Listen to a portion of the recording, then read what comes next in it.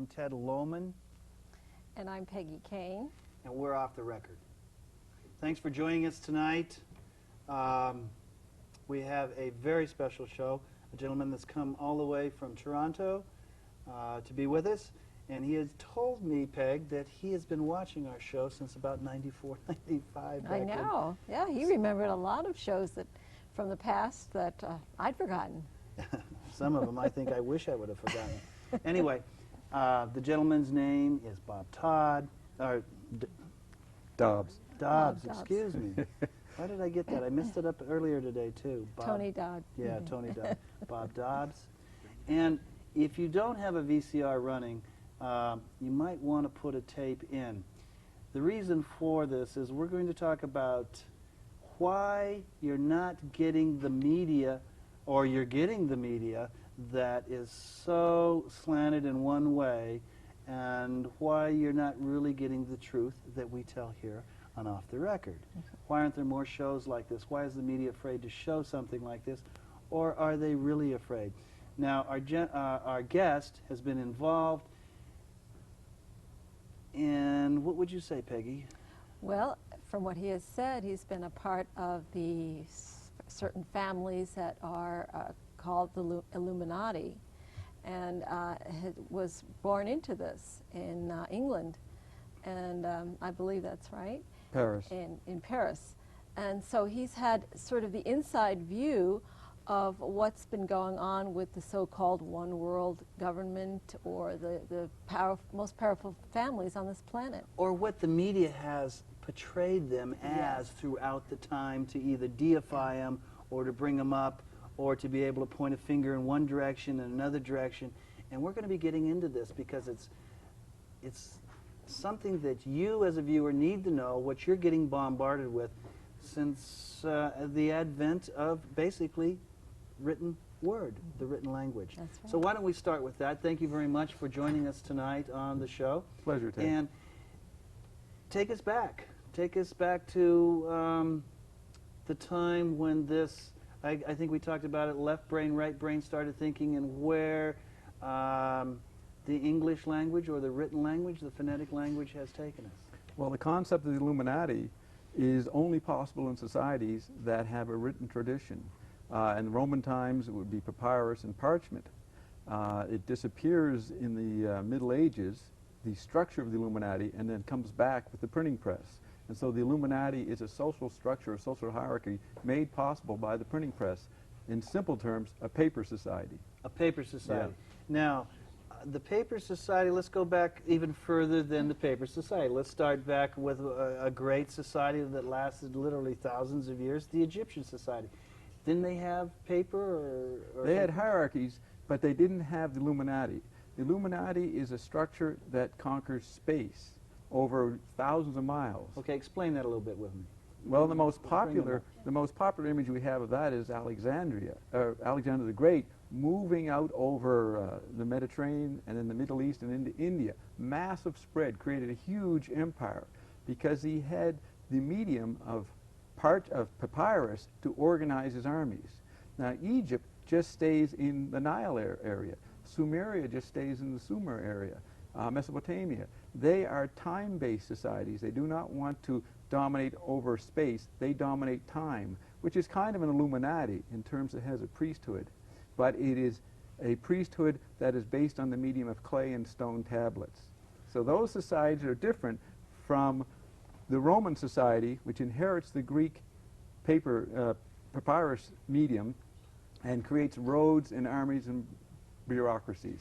And that's a space dominance. So the paper would be to be able to spread information to the commanders? That's right. And also propaganda Yep. to some of the... To the barbarians. To the barbarians. But where does if you have a written language, and to be able to make it work, people have to become educated. They have to be able to read the written language, right? Right. How did that fit in? Did they have, is that where they sent in monks or some kind of teachers to teach the pagans, if you will? Well, our educational system in the Western tradition is based on the phonetic alphabet, and that's the Greek societies. Now, they started to have education in a more democratic level. It was elitist from our position 2,000 years later. But you go back to the Egyptian societies where the priests were an elite, and they read the manuscripts and the knowledge. That was secret knowledge. There was no involvement with the written materials, ideographic, pictographic languages in the written materials. There was no involvement with that by the average citizen in Egypt. They were involved in rituals and oral and chanting, and you could call it a musical society. So therefore they were involved in that kind of womb. When you bring in writing, and it's particularly the phonetic alphabet, that breaks out of the womb of the closed society of orality and time-based into a horizontal structure, and you begin to try to conquer, and you begin to educate citizens, teaching to read and write. You made a distinction when we were talking earlier, Bob, between hieroglyphs and then the alphabet as we know it. And that is an important thing, because obviously the Egyptians had what we consider writing, and the Sumerians also had writing, and so did the Orientals. But the Illuminati seems to be a European thing. That's right. So what is the difference? When you bring in the phonetic alphabet, which the Greeks were the ones to crystallize because they isolated the vowels from the consonants.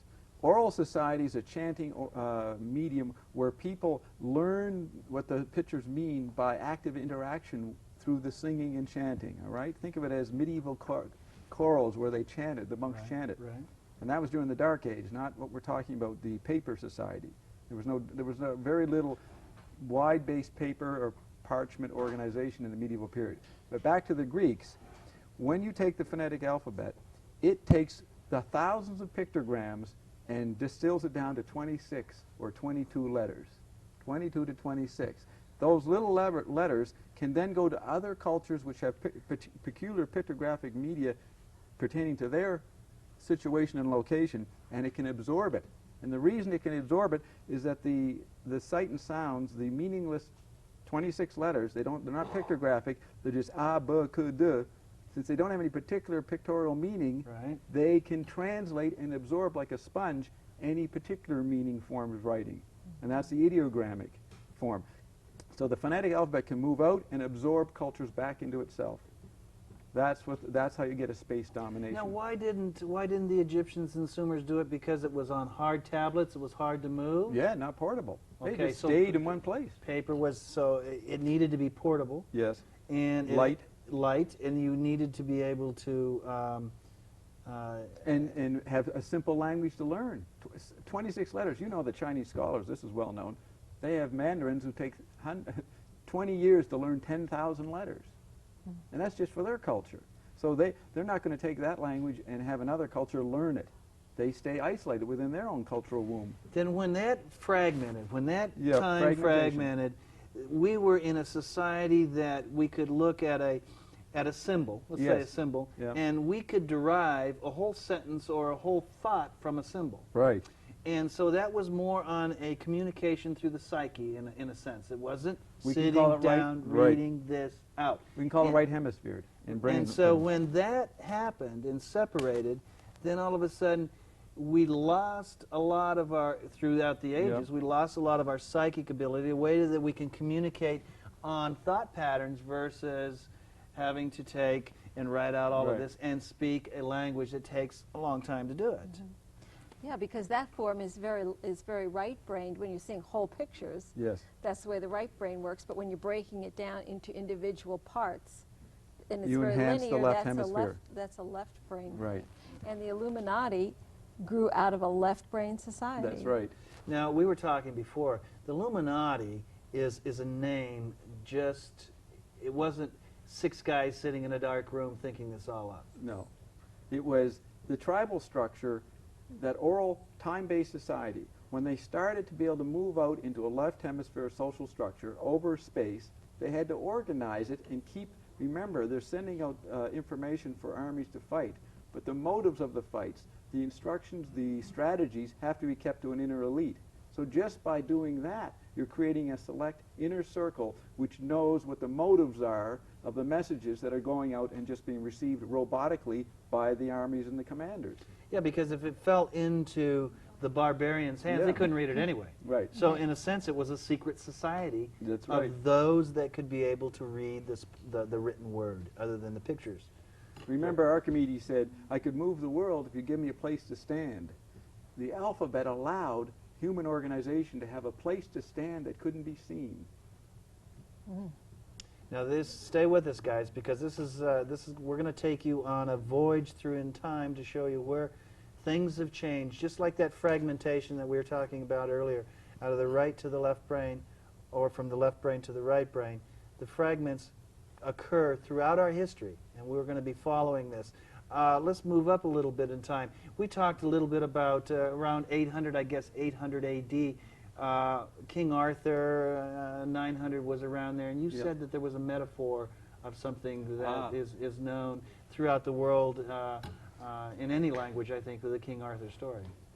Let's just step back. The Romans were more successful than Alexander because they had more papyrus and road building structure over several hundred years, so they lasted longer than the little mini empire that Alexander tried to set up.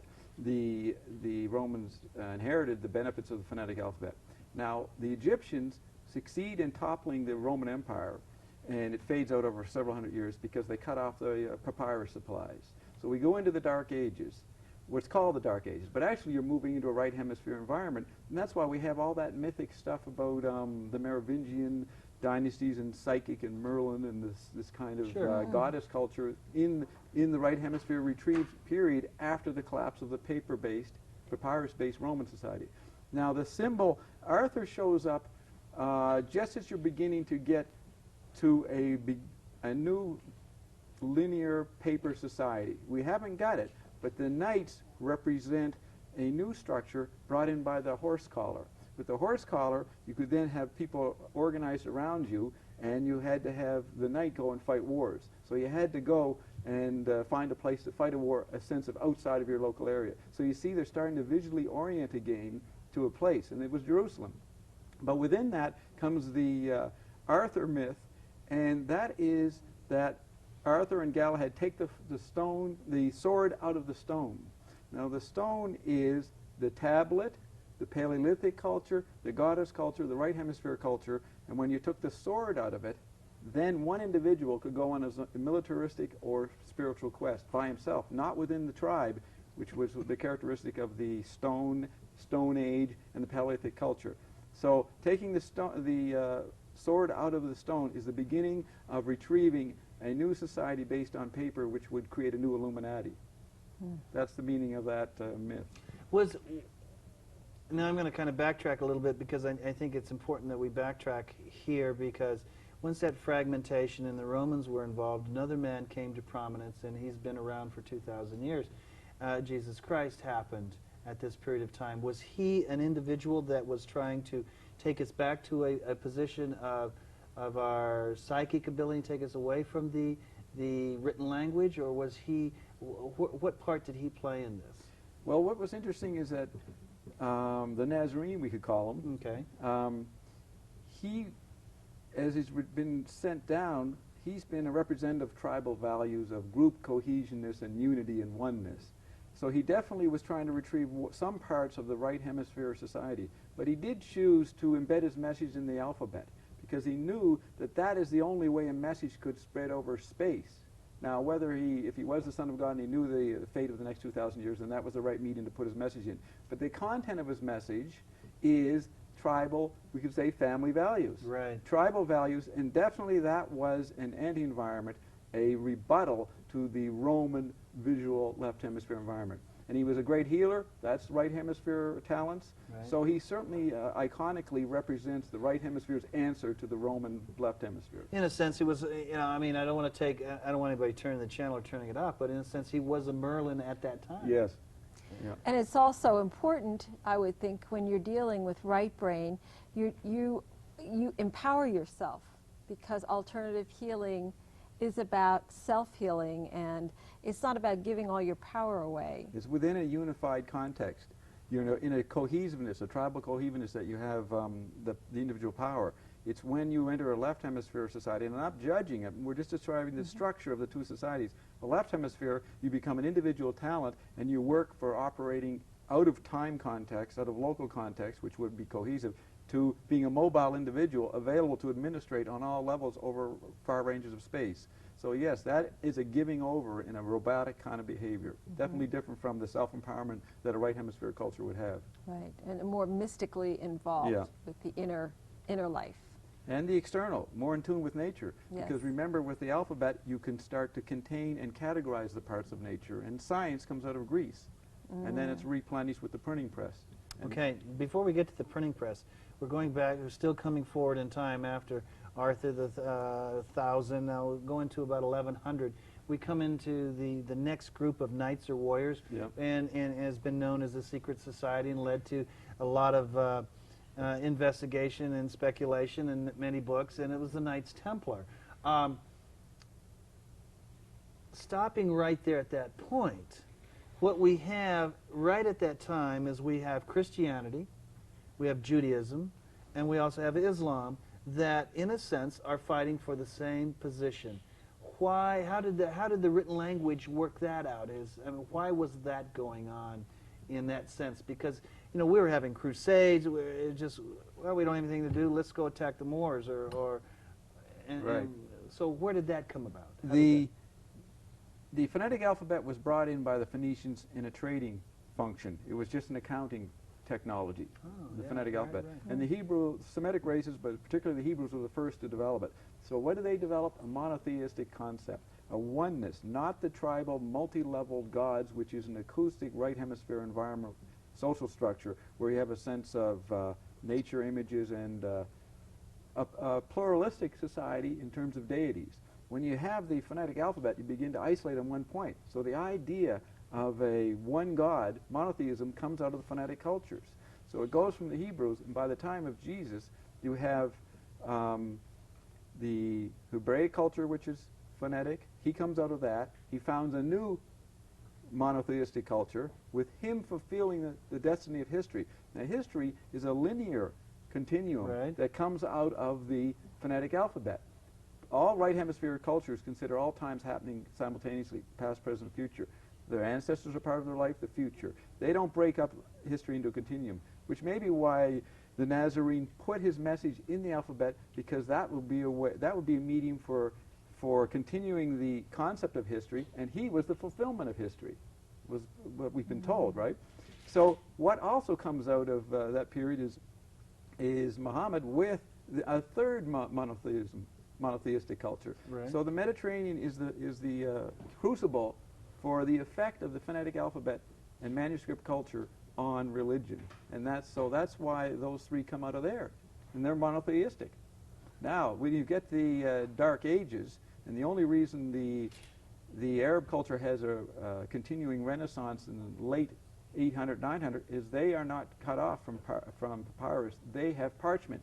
They're different from the Western religious structure in Rome, and they're more iconic because the parchment is not as mobile as papyrus. But they keep the monotheistic religion going. When you then recover a bit of a renaissance in the time of the Knights, they're beginning to intuit a left hemisphere culture, and patriarchy is brought back in with the Vatican, and the goddess culture that was around medieval cultures in the West, that gets suppressed. And I would just say, if one wants the historical elucidation of that, there's a new book called The Alphabet and the Goddess, which one just came out by an LA neurosurgeon. You can get this history I'm referring to in more particular details. What's the name of the book? The Alphabet and the Goddess. And who is the... I think it's Schlein or Schleinberg. I can't remember the author. Okay. But it's just out on the stands over the last 6 months. So the Knights, now note, they start to get a left hemisphere orientation. They want to leave their local town and go to Jerusalem. So Why do they want to go to Jerusalem? because you had certain the monks have preserved manuscript culture and the alphabetic culture. And then as trade increased around 1000, 1100, you start to get a beginning of an industrial culture. Right. But it's very primitive. And that's a left hemisphere culture. And so, but they haven't got the printing press yet. And they don't explode in a real renaissance until the printing press. So the Knights Templars attempt to be an Illuminati, but they can't hold it because they don't have the proper medium. Well, you know, we're talking. It's easy to say that they can't hold it, but they were around for 200 years. Oh yeah, I mean they can't hold it for 500 years. Right. And we're here. Rome held it for 500 years. Yeah. But in a way, it's because they're spreading out, but they're also isolated. Yes. From and each they don't have other. the network. They don't have the roads and the paper routes. Right. And they have all these battles and they get beat up. And isn't it too that it becomes more underground secret amongst they're trying to tie the two in, one tribal and one with the alphabet, so that they're only allowing certain people to be able to read it. Outsiders couldn't come in. Codes were made, secrets were made, and yet during the Crusades and fighting all this, they were dying off too. That's right. And so that it was very difficult to do it, and it starts to lose, or it starts to fragment itself inside that group. And then the plague comes, 1348, and that really gets rid of whatever that culture was. We probably don't have full information. Some scholars think there was actual Renaissance in the 1100s and 1200s, but that's another issue. The plague wiped that out. And then you have the beginning of the real breakthrough for the West with the printing press. And that's like... certain events happen in our timeline that only happen when critical mass hits. That's right. I mean, if Martin Luther... the Chinese had the printing press, had gunpowder, but they did not have a left hemisphere orientation because they weren't conditioned by the phonetic alphabet. So these technologies were around, but it was the phonetic alphabet that was retrieved with the manuscript culture at the end of the Middle Ages, and then by the time of the printing press, that prepared the left hemisphere mindset, the Renaissance perspective, which was before the printing press. That mindset said, let's use the printing press to conquer space, not time, which is the way the Chinese had used it. Yeah, it's interesting because if the Chinese had gunpowder, like you said, and paper, and they didn't move out like we're describing, and yet now we're looking at an alphabetic oriented culture that sees and uses their alphabet mainly for trade and commerce, a lot of it, and what better way to make a piece of equipment that can shoot that the other person would want too, so you sell it to him and you so that you can make more commerce with that. Now that the Chinese didn't need to spread out, they liked it where they were, and so they didn't use it for that type of a weapon. Yeah, well, somebody said that they were using gunpowder for fireworks. Yeah. Not so for it's important aggression. to understand the printing press. When you say commerce, the printing press was the first means to create uniform markets with uniform prices. Never happened before. All of trade and commerce before that was haggling and bartering. No left hemisphere visual space structure, which the printing press brought in. So you see, they want to enhance trade and commerce over space because that's what the printing press makes possible. And what is interesting how now we're moving more into the media because there's propaganda coming out with these books. And not only is somebody saying that, oh, I've got this wonderful device that somebody didn't handwrite it out, and I can mass produce these things and create a need for individuals to say, hey, I want to know more about this, so I need to learn this language. And yet they're babes because they don't know what they're reading, and they could be reading all this propaganda that somebody purposely put out, knowing that they're going to read it, to be able to control them and base them in that power. kind of like today. We're going there. Yes, We're I getting know. there. So a new medium is always a novelty. It's a law in media studies that any new medium becomes a new environment and it hypnotizes the collective sensorium. It's a novelty. So yes, they get so involved in the content, even though there's all these ramifications behind the scenes that's being propagandistic, but that's not noticed. But wasn't it also still within some religious sects that like even the Cathars that were persecuted, and then you go into the Inquisition and the Jesuits, and there were all these little secret societies popping up around the area. And if you want to take the Jesuits were probably the most trained, most educated individuals. And they had the office of propaganda as their Right, official name. right, absolutely. And they're responding to the effective printing press, which allowed the private person to read the Bible, not be orchestrated by a priestly elite who wouldn't even let them read the Bible, as in previous time-based societies. Protestant revolution comes in, and they become militaristic, and they move to the first. And your country's base was founded on the printing press and the Puritans. They come here for freedom of religion, and the Jesuits are built to counter that by the old medieval structure of the Catholic Church. And this is when the Illuminati really first start taking hold. Yeah, what right? we call the Illuminati. And who are the Illuminati? And well, first of all, what is the Illuminati? What does that mean? The Illuminati is, if you take it etymologically, it means light, enlightened. And when you take an acoustic culture and then make it into a phonetic alphabet, you have made the visual aspect of culture and communication dominant. And that's enlightening. So the printed word and the papyrus word and the parchment are in an enlightening medium. Drumming, singing, oral culture is a dark, light through. I don't mean negatively dark, but it's not exaggerating the effect on the eyes. So the Illuminati means enlightened and refers to light. So look at printed materials as an enlightenment. And we had that with the newspaper era later, the Enlightenment, right? So, but back to the printing press, the Illuminati were, whatever wealth was gathered before the printing press, they were clannish, and different groups had their own wealth, and they would barter and exchange, and there would be a hierarchy, and there would be people who would be the richest and would be concerned about whatever organization of a barter economy that was necessary. But when you get uniform markets and prices, you can consolidate your gold and banknotes and wealth and credit, and then build on it and spread out over space. And then you get into a situation where different cultures are beginning to read, see their own language in print, so nationalism develops, but the unifying mechanism for that is the printing press and the banknotes. So the Illuminati is the money families, the bankers, who are organizing the common means of exchange between the different national printed societies. Now, were these at this time, where are we talking, 13, 14, we're talking 1500. 1500. With the Fugger newsletter is one of the beginning points. And these were families that got together? These were bankers that got together? Well, the Vatican, what they had to do was begin to allow usury.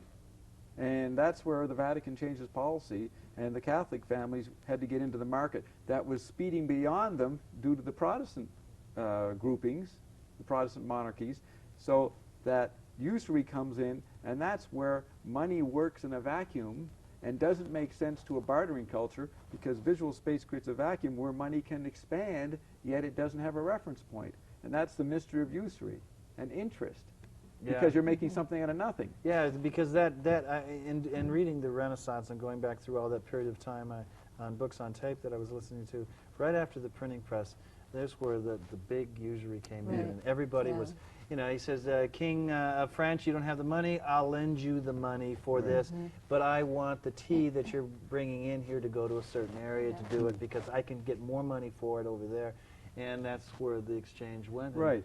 So the Illuminati is not seen that wide by the peasants. I mean, the peasants aren't even involved. This is more the kings and the upper classes are doing the trading and the beginning. They're sending the ships out and ransacking North America and bringing back. They're just beginning to develop an industrial culture.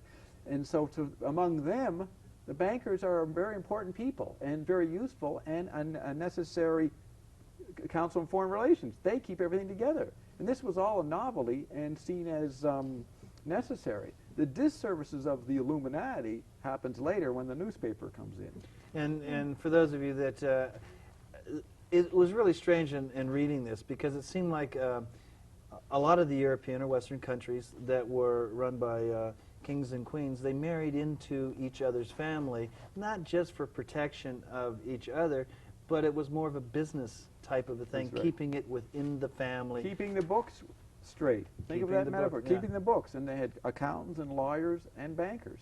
They were keeping the books, and everything was orchestrated around the books. And a lot of the advisors were involved in the banking, and they would advise the king to go have a war, because you need to have this war to be able to have commerce, to be able to do this. And so the people that lost were the people that couldn't read, because they were probably the ones that were fighting the war, or if they could read, they were reading their own propaganda. That's right. For God and country. Hypnotized by seeing their own language in print, because before that, in the medieval period, there was a global Esperanto. It was Latin, and that was among those who could read.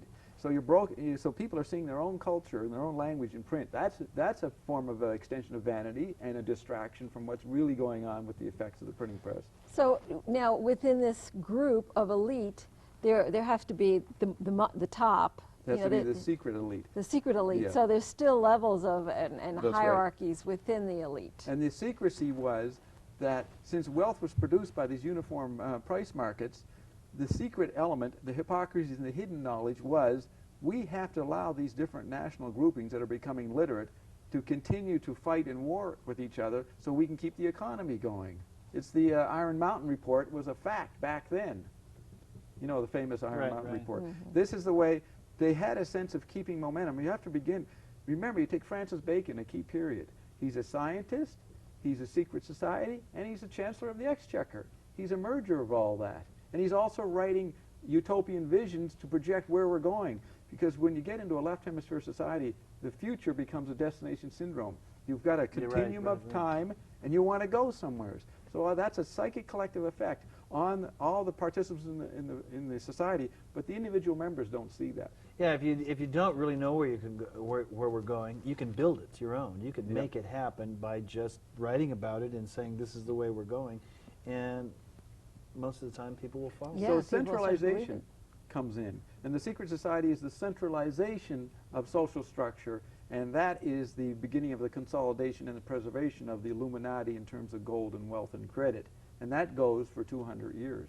Okay, now I'm going to go back, and we've talked a little bit about this today, but you had, let's go back to the Templars and the fragmentation of the Templars at that period of time, because they were the banker, they were the ones that the Pope feared, they were the ones that the King of France feared. They were intuiting the possibilities of a new retrieval of a space-based society. And once they became really fragmented, there was a number of different secret societies sprung up because they had no central core. No centralization. Yeah. And some, I believe, that's where the skull and crossbones come from the pirates. They went to the New World. Other ones went to Scotland. Other ones became Masons. Some of them became Knights of Columbus, and all these other fragmented little tribal groups with their little secret knowledge that was once gained by the whole thing. And what was their secret knowledge? It was a sense of destiny because they had gone to the Middle East and found some artifacts supposedly coming from the first family, Jesus, and that Holy Blood, Holy Grail thing. They actually did find artifacts, and that gives you a sense of reconnecting to a long past on your continuum. Because remember, you're going to the future, but you're also trying to recover the source of the continuum. Past where it was, right. Well, you know, some people think that the Masons still are playing a very big part in all this, that they are really... They are. The Holy Blood, Holy Grail myth involves families that go back about 500 years, and yes, they have the artifacts, and they hope to spring it on the world. But as we'll get to, the world doesn't care in terms of information anymore. So that's a problem. Okay, so let's go to England now. You said that England was separated because of the continent was Archimedean place to stand. See, the British Empire has a jumping off point because it's not involved in the old tribal conflicts that are then nationalized, and you have all those wars on the continent.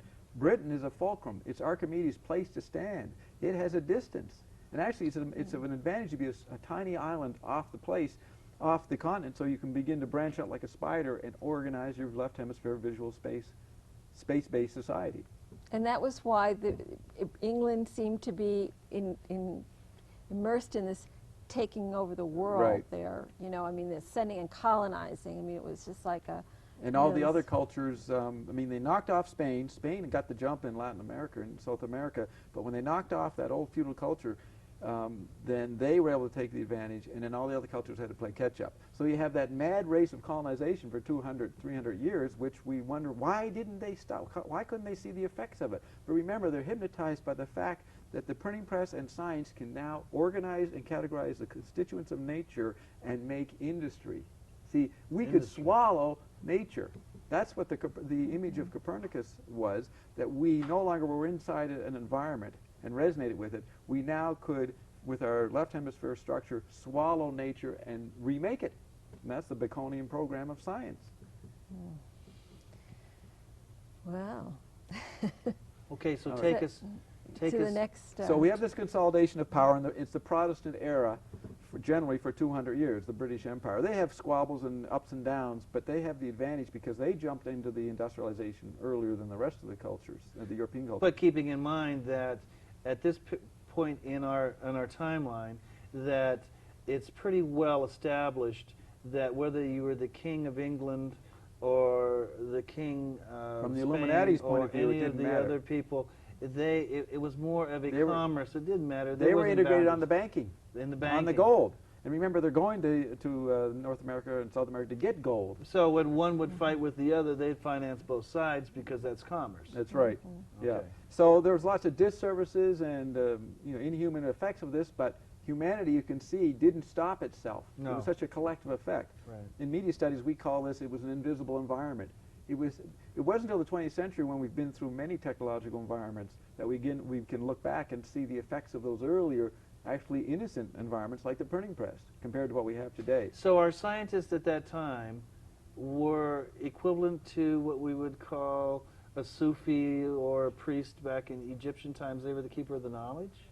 They were the were keeper of looked the at that, knowledge, they but were- here was the point, is that they had to have a democratic image. The idea was to educate the peasants to encourage the development of more scientists. Well, just It was educate totally them different. enough. Yeah. Well, yes, educate the ones that would be extra talented would then be brought into the inner sanctum, right. but you still had to have people writing, reading, and working in laboratories. To make everything else work for Yeah, you. As it starts to pyramid up, Yes. you need more people to... You need more people to rebuild the right, structure, right. and therefore you have the ideal of education, different from the old Egyptian priestly society. Yeah, and really, truly, education didn't come in till probably 1700s, where people could go to a school. I mean, I think England even started that to be able to start educating the younger people. They actually, the king actually started funding some schools to bring in more That's people right. to educate them, because the bankers or whoever were doing the thinking at that time knew that they needed more converts, if you will. You need in a more sense. bureaucrats. They formed another religion, That's right. in a sense. A religion of Right, science. of science Yeah. and literacy. Yeah. Well, And we're going to move up, and the newspaper then creates another shock. And then you have the Ben Franklin Revolution, and the American dream is built, and the newspaper contains many book pages. And that it gives a sense of emotion of multitude where we educate even more people. So the newspaper is different from what Bacon saw. Right. You were going to say? yeah, I was curious though, because we're talking about like the nobility Yeah. being a part of these, of course, because they're the power elite. Were these people Christians, Muslims? I mean, you hear about the Jewish bankers. That's something that Yeah. comes up. With So the what Illuminati part do bankers. all these different religious sects play? Well, the myth of the Jewish banker, which is a fact, is that the fact because the Jewish race was rootless and did not have a local time zone, and remember, they are the experts in the left hemisphere medium of the alphabet. Their religion is based on that. They actually have been wandering for hundreds of years, and therefore they're the perfect bureaucrats for the banking structure that's set up, because they're not rooted in local zones where that old feudal hangover is, and people still, remember, this industrialization takes 200, 300 years. There's a lot of oral culture and folk culture going on, but in the centralized cities, you need a group of people who can be mediators, but are not part of the local religion. So the Jewish race fit perfectly into being the administrators in the banking networks. Not only that, but they could also be a person that had been blamed for a lot of things throughout time. Yeah, because And you so had if they the need a ups blame and downs. person, you need to point to Yeah. somebody. There it was. And as much as in Spain they tried to just get rid of all of the Jews as much as possible, the leaders of the countries would take the Jews that were bankers and stuff and keep them and say, if you swear to be a Christian, we'll save you and we'll put you into this big thing. And the Jews said, well, I'll tell him what he wants to hear and still work for him in this way and this way instead of getting sent out to the ghetto. But that's why Spain fell behind. Right, Because they kicked out them all generally out, the right. literate tribe of the Jews. Yeah. So when the newspaper comes in, because we know for 200 years the Jews are working the banking administration, but they're ghettoized. When the newspaper came in, you have the rise of the Rothschild family, and that springs out of the ghetto and accumulates a base of wealth which is sort of separate from the Christian banking families. And that creates a tension there. And that's part of the interesting effect of the newspaper. And then that raises the Jews up to be even more scapegoat because they're the nouveau riche. Right, right. Now the newspaper, is the newspaper something that comes out, it isn't like a book a book page is a with history. many book pages. Right, but it's a book is a history of something that might have happened a year ago or 2 years ago. Now you're getting the news that happened last week, Right. or something that happened maybe 6 months ago in Europe that is coming out. I mean, you're bringing The the nowness, world. the nowness effect that You're we know. shrinking that line Yeah, and yeah. Now the nowness, and that inspired all kinds of you have literate people coming up who are not part of the organized educational system, and the radical people like Rousseau, they're developing whole new concepts and ideas. And part of a literate society is it's subject to propaganda. It loves new ideas, new content for the book. Now, with the newspaper, you've got different cultures coming in the news, and you have a bit of a more global village or cosmopolitan view, and that inspires a more democratic view and new revolutions. Knock off the old feudal, the old nobility which was running the print-based science and education. Let's have mass education, and then all those industrial revolutions at the end of the 18th century. But the elite sort of still stay. The reason the above Illuminati is all still that. there is because Ben Franklin and them want to spread the wealth, but wealth is still engaged in the medium of gold and banknotes. And that is a medium, and it stays there, like an oyster shell. And it is always maintains its position of being there first. And that's why you have the legacy of inherited wealth, because gold and banknote, the first printing press medium that's centralized, it is still there. You're now layering new media over it. The steam revolution, the newspaper, and then early electric technologies.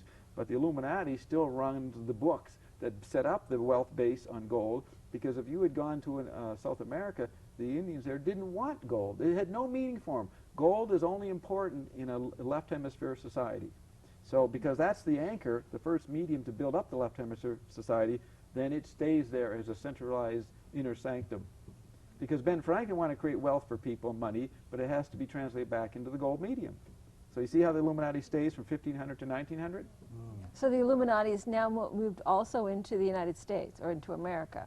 The Illuminati moves in. That was the battle between John Adams and Thomas Jefferson. The famous Hamilton-Jefferson.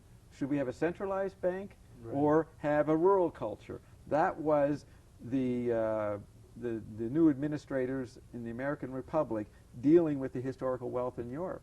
And the historical wealth, they got their people over here pretty quickly. And that's a whole historical thing that Ezra Pound worked out and translated, the battle between John Adams and Hamilton and Jefferson, and the perspective in that. That's a whole history we don't have to go into, but that is well known to American historians over whether to have a central bank or not. Oh yeah, in fact, whether it's this channel or one of the other access channels, they've done a whole history on that how period. that happened. Now remember, this battle is only for 40 years, because once you have the telegraph, which comes in by 1840 and 1850, now you have a new world where you create wealth which is not based on gold. It's the wealth of getting daily news every day. So information begins to become a form of wealth that's not linked to gold with the telegraph newspaper. That's the first intimation of that. Not linked to gold, and I can see it because we've talked. Explain that a little bit. Well, with gold you can buy food, and you can buy a book or two or a painting, but none of those artifacts can be changed every week.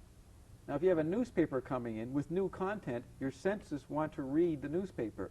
So that's a new form of artificial virtual reality experience. It's a new form of wealth. It engages your senses. And then you have new content every week, depending how fast the newspapers come out. So you can say you have a new painting, a new song, a new opera every day in your newspaper as you get into the latter part of the 19th century. Whereas the old form of wealth was a painting, a book, a manuscript, food.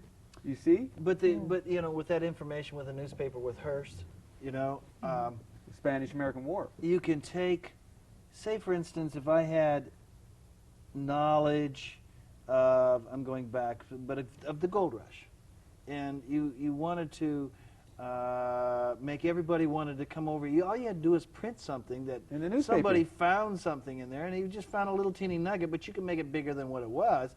And so you buy up all of this property without any money because so-and-so or the Indian isn't going to give you, or whoever happens to own it, it's all desolate land, I buy it for $1 an acre, I'm using our terms, of course, now.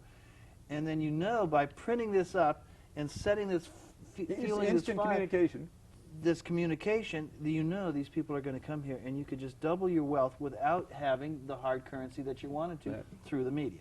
So every new medium creates new wealth. The printing press created the Illuminati wealth. Now the newspaper and the telegraph create a more wealth for our average citizens, because they can move around and at least explore it, and they do become wealthy.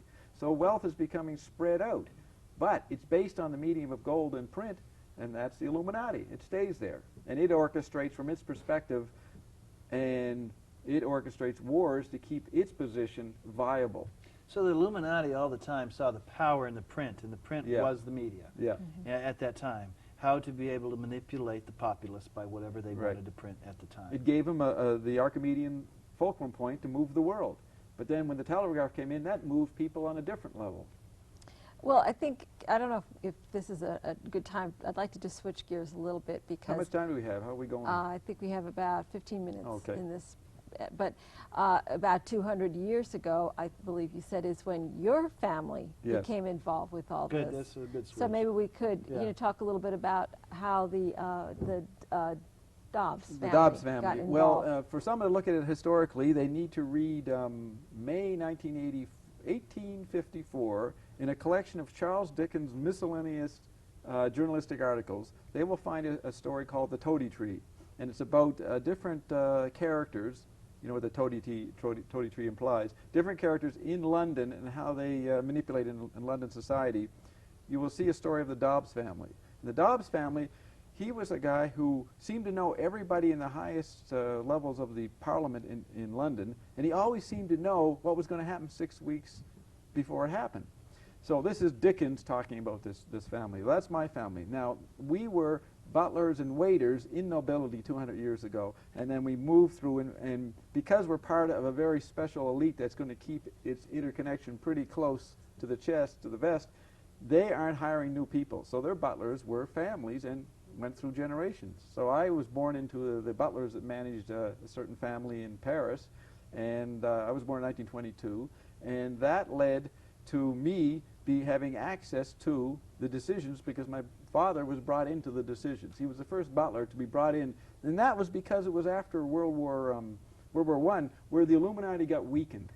See, we're leading up to 1929 when radio and that information environment obsolesces money, and that's why money is given out in the 30s in the welfare state.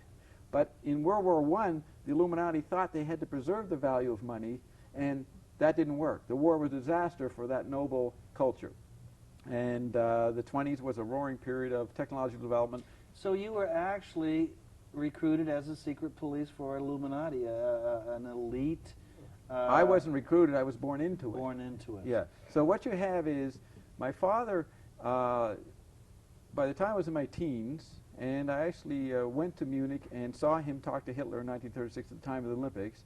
In that environment, he knew that the Illuminati didn't have a stronghold in the sense that they had 150 years before, though he didn't know what it meant, but he was careful. So he encouraged me to look at a way of getting out of this situation for the family. He thought there was a dead end coming up. So I bided my time and was a gopher, a messenger, and just to make it historical, in 1952 I was involved with the Iranian Revolution, and in Guatemala a year or two later. And I represented the intelligence network that wanted to support the nationalization of those countries and their economies. But it didn't work, and then I was expelled, and, well, my faction lost its credibility because we blew that, and the people that we supported lost. So I was exiled to North America, and then I got involved with the Information Society of North America after in the 50s. But that's a quick run-through. But basically, my father, because he got into the Secret Council 10, and no butler ever was part of it. But in the breakdown of World War I, in the panic, they need more information exchange faster, so my father as a butler was brought into it. And then I inherited that. So that was the unique situation of me being brought into the secret decision. But you have to understand, I know a lot about what's going on at the time, but I'm still a gopher in relation to what the Illuminati was doing. You know, I think I'd like to just say something here because I know you mentioned it really quick. I was born in 1922, and you know, I don't know if people are doing quick math, but that makes you a lot older than you look. Yeah, 77. So I think probably in our next segment we're going to be getting really more into how you do this. Yes. Not only that, but I don't know what we have. We have 10 minutes? About 10 minutes. We have 10 minutes. In the next segment, we'll also be doing a number of different things. We're going to bring in the extraterrestrial race and how that fits in, how the media has even changed again and where it's going. We're going to go into places that we haven't ever been before. And not only that, I think we're going to also be talking about why you are free to Yes. speak out the way you are. And before we go, and because we're going to carry on and we'll probably just run, is there a website or someplace that people can get more information from you? Why don't you look over here in that camera there and tell them where to find that information? They can email me at purple@ingress.com. That's I-N as in Ned, G-R-E-S-S, purple@ingress.com. And the website is www.positone, POSITONE.com/BOB, capital letters, only the BOB, .html. Do we have that typed I up think on the they're screen? going to be putting on Okay, the if screen. it's up on the screen, not only that, but Bob was involved with being an archivist for Marshall McLuhan for many, many years. It's unfortunately that we only have an hour live for you, the viewers, but we're going to be in studio here for the next 45 minutes also talking about it. So, and we will try to bring this up again for those of you who are missing the second period of time. What about Maybe this? if we could let Bob talk about his books here. Well, I and had a what talk he's doing show. with this. I had a talk show in Toronto in 87 to 91. Then I had a talk show in Los Angeles from 93 to 95. And that's where I discussed a lot of this information. And since then, my diary of the history of the 20th century and what happened to the Illuminati is featured in Flipside magazine, a magazine that's distributed in Barnes & Noble. And I have an archive here called Fata Communion with Bob Dobbs, which is a collection of my favorite thinkers and system makers that explains also what I'm explaining in this thing. I'm basically giving out the secret history of the 20th century. And this can be Barnes & Noble, or they can Every 2 email months. you about your book or Yes. something about that? Okay. So So where do let's we... go back to the Industrial Revolution and the effect on the Illuminati. All right, let's try to bring it up to about Roosevelt and the Yes. time. Okay. So World War I was a problem where the Illuminati, the banking system was strained. The debts caused by World War I were unpredicted, and you also have the radio medium, the automobile medium, the movies, and the telephone.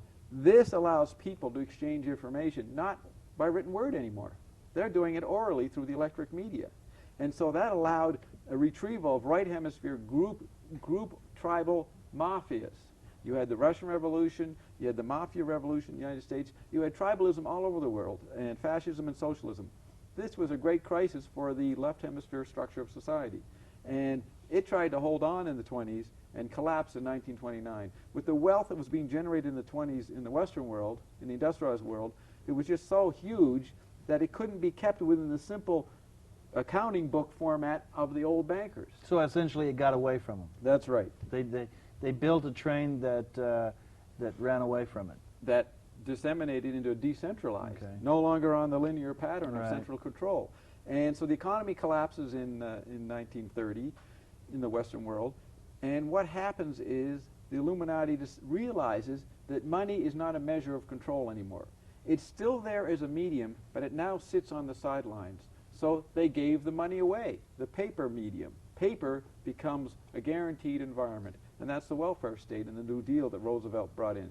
Now Hitler and Europe is a different case, but they brought in a group mentality and a corporate structure too, where everybody was guaranteed jobs and that kind of tribal situation that was not measured in money terms as fragmentedly it was in the 19th century. So then we come to World War II and the end of history with the atomic bomb. Okay, I got to get a message in here real quick. For those of you that want to know more about this, you can also contact either Peggy or myself, either at Peggy's place or mine. The number's at the end of the tape. We do try to promote the people that try to bring out this type of information. One of them is Bob Brown. He is having a summer conference that is August 14th.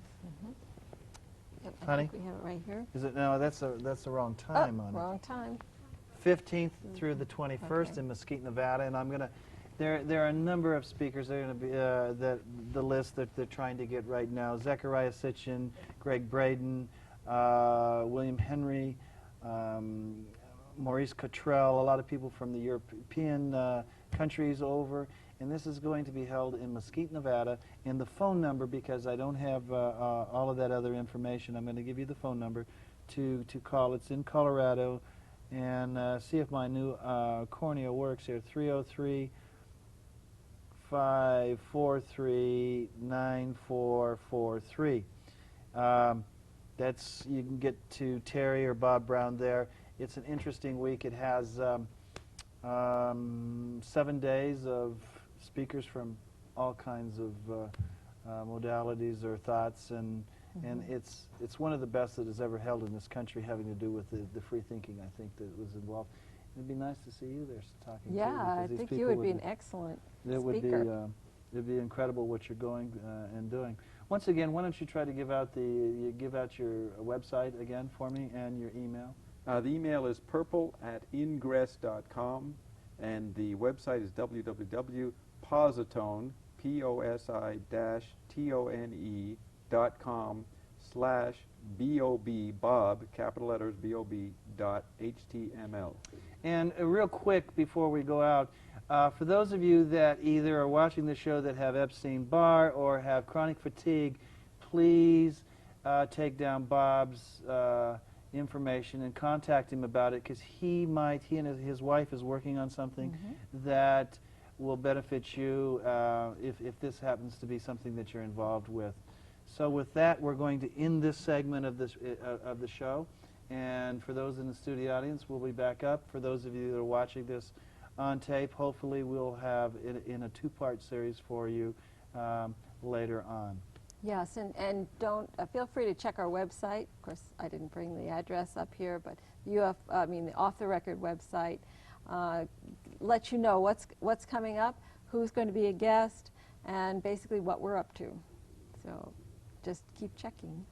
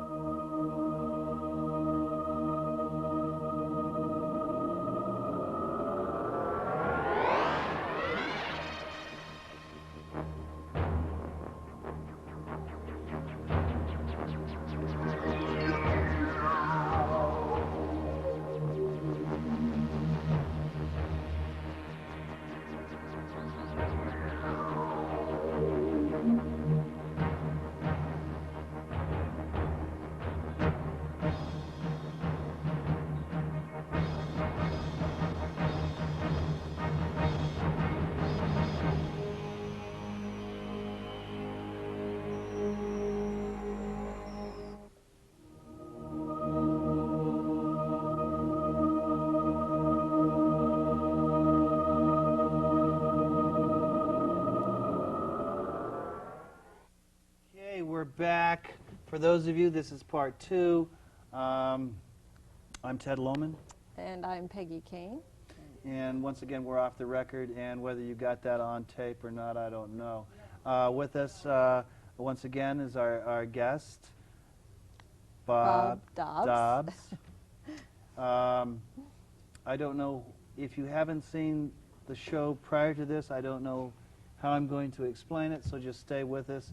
And I'm sure that you will be, what? Well, you'll be happy that you stayed with us. You may be a little bit confused at first because we have really covered the history of the ruling families, the Illuminati, and we're working up to how the media now is controlling our lives in ways that we don't even realize, we're not even aware of. We've also learned that Bob's was born into a family that was a part of the Illuminati, that he happens to be, if you can believe this, 77 years old, and we're going to hear about that, and how extraterrestrials have played a part in all of this. So why don't you just take it for where we've left off and go right for it and go for it. So when the exclamation point of history happened in 1945, the atomic bomb, the effect on the Illuminati, which are the people who control the meaning of gold, the meaning of private wealth, is an interpreted medium. When you have people coming out with a sense of euphoria after World War II and feeling part of a world society, The United Nations is brought in. There's a sense of reunification. The fragmentation that money had traditionally brought in is dampened by the fact that people can have access to money on a pretty easy basis by right of citizenship. For example, the GI Bill in the United States allowed people to go to universities. So, and there's an unemployment insurance, a kind of welfare society built up. In that structure, what is the role of the Illuminati? What is the role of that traditional form of control? Well, they realized they were out of the action, so they sat on the sidelines. But culture still believed there was gold and wealth as a medium. Every medium creates a historical environment that stays there, all right? Sits there like a lump. Just like we still have newspapers, even though it's a question whether we even need them anymore. That medium stays around because they're part of the invented nature, the technological nature that humans make. And like the sun stays, our media stays. So the Illuminati sits on the sidelines and decides, since information is the means of controlling people, they realize that information is content, but they want to look at what happens when a new technology comes in and how that shakes the organization of society, alters the organization of society. So they begin to realize that they have to have surveillance on new inventions and new technologies. So they decide to build what I call the solar government, which is the satellite networks, which is a form of monitoring information that is the content of media, which is all the different cultures talking about themselves, but they're looking at new technologies and watching for them. So the solar government is monitoring the world government, and the world government is the United Nations. And on top of that, you have new cultures in the undeveloped parts of the world just getting access to literacy and access to movies, and so you have a collage effect after World War II, where the planet is all these different cultures from different time zones of development are talking to each other. This is a chatter that accelerates through the next 40 years, 60s, 70s, 80s, 90s. This chatter is what I call technologies becoming conscious. Because as we implode with television, then the satellite, then the computer, and then the instant replay, which confuses people's perception of what time it is, because with the instant replay, you can have the meaning before you have the experience. All right? Most perception is based on the experience and then the meaning. With the instant replay, you have the meaning before the experience. So that's an example of the confusion of cognitive processes that a new medium brings in. But the medium that comes after that whole chip technology we call now, is the beginning of orchestrating and converging television, movies, music, radio, all that different electric media becomes imploded into a little petri dish. So we think of genetic engineering working with our body chemistry, but think of the solar government working with the petri dish and the chip and organizing all media on a more imploded, what I call holeopathic. We're creating a hologram effect on populations, a virtual reality, but it's getting tinier and tinier, like homeopathy. So it's a hologram, and it's diluted, so it's holeopathic. So society becomes more involved with the tiniest bit of information that affects everybody. Now that's the general process of technology becoming conscious and taking over the role of communication. You know, you said something that was one of those fragmenting things earlier today when you said, and I never thought of it quite like the way you explained it. You said when you're on a telephone talking to somebody, you're actually bilocating in a sense. If you have intercom, you're quadrilocating. And if you're reading a newspaper, it's there in front of you. You're interacting right here. It's just right here. Okay. But actually, when you are talking on a phone, you could be talking to Japan and actually, in a sense, being in Japan. Right. I don't know, out of the body or it's kind of like ESP. You can make things happen 10,000 miles away. Right. So you're there. You're there. And they are here. Now, is that an understanding that group governments and thinkers and the people that change the direction of what's going on, did they realize that at the time? I think the Illuminati understood that. I certainly learned it early from my father. They were in a position in the 50s to see technologies and what they would do because it affected them at the most deepest level, because they had the biggest stake in power because they had it all on the sense of wealth. To them, they preserved the human race. All right, they had a sense of destiny. So they would look at the nature of this, And you take a typical intelligence person at that period, he looked at his desk, he had reports from all over the world in different languages. And then when he had telegraph and telephone, he could communicate directly. Now, the average citizen did not have that experience. Right, right. So the Illuminati always was living in an avant-garde frontier of experience and seeing the effects ahead of time. So that's why they could sit on the sidelines and monitor the whole world through the satellite environment. We think of the satellite as a proscenium arch around us. We visualize it. But the satellite is your telephone. It is electromagnetic. It's a membrane that implodes and has you in touch psychically with everybody when you actually use it. So the satellite is the telephone, access everywhere, but it's even expanded. So was there ever a Cold War going on during that period of time? The Cold War is the confusion of cultures coming in different phases of development, because military hardware, which was a medium for the last 300 years, and especially after World War I, this hardware was a market, was a particular medium. It had to be distributed. So it was farmed out to the backyards of the world, like Korea and Vietnam, where these old hardware wars were being fought. The Illuminati understood that the real warfare was the warfare caused and created by Madison Avenue, software warfare. So the biggest, World War III was a software war since World War II, since Sputnik anyways, 1957. World War III was an information war, and that was the biggest control of global cultures than any hardware war. So in that sense, the Cold War was not as important as the information war. But the Cold War was the old 19th century military hardware acting out its own evolution and being marketed off into the backyards of the world. So where are we going? Are we leaving that behind? Or we're not going to go into Kosovo? We're not going to keep going with that kind of stuff where it's more information? Other cultures will. See, that's why the American... That's why I brought up with that. I want to try to dovetail with China now. Right. Bringing this China thing in, because China, in the beginning we talked about China being these people with, instead of making gunpowder for weaponry, they were making it for fireworks. And now they're bringing in a culture that has an alphabet now, right? Right. Now, when you have the TV and satellite culture, because it brings in imagery from all over the world, as well as your local imagery, this erases the immediate local identity, all right? This caused an identity crisis for all cultures on the planet. So what you had is the undeveloped cultures like China and Japan after World War II, they feel inadequate within their cultural framework.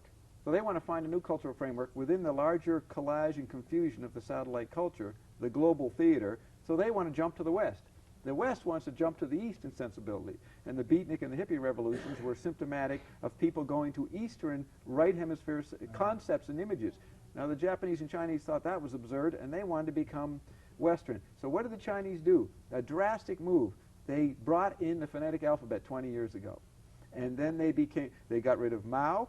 Mao was already out, but that was already part of the movement, and they bring in the anti-Gang of Four who want a commercial society, an alphabetic society, an industrial society. So China goes west while we go east in sensibility. And so therefore China is acting out 1900. They want to have a place in the sun in industrial left hemisphere terms. Now, what's ironic and satirical about it is that culture, they cannot accomplish that, because we are in an imploded society and basically a chip society, so they can only have a virtual version of the left hemisphere. They can only go so far. Simulation, only so far. And so at the same time as they bring in the left hemisphere activity for the peasants, the elite is getting very involved in the computer trade, to the point that we want to have access to the new chips that they're developing. So you see the multi-leveled, so the world becomes a visual pun. And Finnegan's Wake is the book that shows that reality, and he wrote that out in the 30s. And the Illuminati used the Finnegan's Wake sensibility to understand and intuit the effect of the global theater. A very close friend of mine the off-the-record group here is Walter Board, and is a very close friend of yours. Yes. And Walter's been involved in Operation Mind Control. Now, mind control isn't something that is new. Well, we've been talking Every about culture it. is We've been talking about Yeah. it for this whole Yeah. period of time. But it seemed to be there was a new language, a drug that was introduced into this whole thing in the 60s, or maybe even In a the little bit 50s. before, in the 50s. Talk about that. Right. Was it another form of communication or control or media hype, in a sense? Right. Now remember, the Illuminati is sitting on the sidelines. The managers, the multinational corporations took over in the 30s. But you have these managers who are literate, almost semi-literate, because they deal with the written administration technology, but they also deal with telephones and electric media. So they're in between. So the managers come in 1945, and they want to have a world government. They call it the United Nations. At the same time, with their literate bias, they want minds to be merged and unified in this global image of a one-dimensional society. That is a natural image of society that comes out of the left hemisphere. So the industrial managers that take over after World War II, they want to control the information content of the world population. And so we are, at that point, we are so hyper-technologized and living better with chemistry, they thought that certain drugs could be used to control your central nervous system. And that was a mission that went on for 10 or 15 years into the middle 60s, where they thought they can control information. Now that's, if you look at William Casey and some of those other characters, Dulles in the 50s, these people are not geniuses, but they do come out of a bureaucracy that has a sense of purpose, and they think that they want to maintain the left hemisphere structure. The Illuminati was more sophisticated. They knew that that was obsolete, but they still knew these people and had to encourage whatever sense of activity the managers were doing to give them a sense of purpose. So it gets quite confusing. The main agenda of controlling people's minds through chemistry and mind control and hypnosis is really a rearguard action when you're already controlling them through the addictive qualities of television. That they didn't know. That is a drug in itself. Yes. That they didn't know. And so MK Ultra was moved out, put to the side by the middle 60s, because by that point, after Kennedy and the charisma of that and the population and rock and roll and that whole media, that whole entertainment complex that comes in after Elvis, they saw that the population was so distracted by that that any issues like going to the moon were not something that the population would want to feel involved in, because they were already traveling via television further than the bilocating. Bilocating. Where does dissociative personality come in? Now, Walter just said yes. I know. I can see him. did he? Okay, good. Yeah. I can hear I'm him. not in trouble yet. No. All right. So what's interesting is that we're educated people in this sense that we've been conditioned by print education, conditioned by movie education and TV education, and now computer. Now, if you take your parents, back in the turn of the century, or your grandparents even, they began to see the solar system. Yet it was so immediate that when Orson Welles did the Martian invasion, people thought it was happening because it played on a new image, the solar system.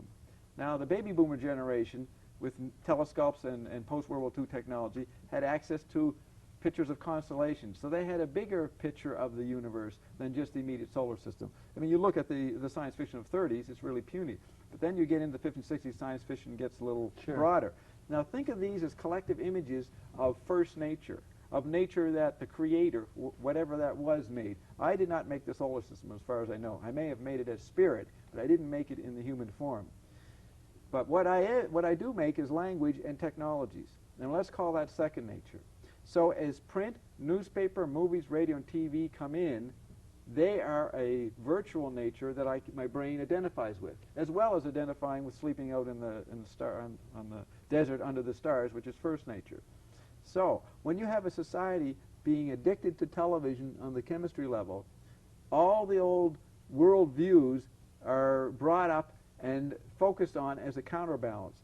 So people start to bring in the image of the universe, which you opened your show with, before that the solar system image. But think of these images and then think of the staticness of that image, of the swirling constellation, as beautiful as it is. Now, how does that image, like I said in the previous hour, how can a painting and opera compare to the newspaper or radio, which gives you constant information 24 hours a day, constant wealth? So you can see that people get lost in the media wealth, the software communism we can call it, that's relatively inexpensive in the 60s and 70s. So the brain still is trying to have an image of the first nature in the universe. So I can see the first nature image collapsing in the brain as people start to think the universe is Archie Bunker or any media fad that they see in the content of television. Within that situation, where is your brain and its imaging from first nature and the brain's images of second nature? Within that confusion, I think the population begins to break down, and you have a retrieval of right hemisphere of hearing voices. Not that they may actually be hearing real voices, but you see the body image of the person, and the first nature it was resting inside of collapses as the body merges with the second nature technological images. Because part of the bilocational is, not only are you everywhere in Tokyo, you also have information content. So you can have 10 experiences every day on television or on radio. So you see, what is your body image? So in the collapse of that, people start finding fringe, from the Western point of view, body images. So they go to Oriental chakras, or they go to acupuncture, or they go to satanic worship, iconic images. The point is I see the population developing something beyond schizophrenia and paranoia. They develop quadrophenia, which is cycling through all the old negative emotions and negative body images, as well as absorbing the images and impulses of the media. So when OJ comes on, 30 years after this process, everybody sees their own cultural matrix in that trial and ignores the particular details of the trial, and on top of that is confused by the endless coverage. So I'm saying the body percept of the individual and the collective percept of the society, of your particular society, collapses. And that is where we get hallucination and the sense of abductions. But I do want to go into the point that I do believe there are UFOs, and there's been 1 or 2 abductions. But I think we can explain the hysteria of body image as a natural product of the mixture of first nature, solar system and cosmos and universe, mixed in with the daily universe of media consumption. The brain may not be able to tell the difference. So where does extraterrestrial intelligence come into all of this? Well, and have we been visited? Right. Okay, here, I want to lay down for the record, I cannot prove this. There's no time to prove it.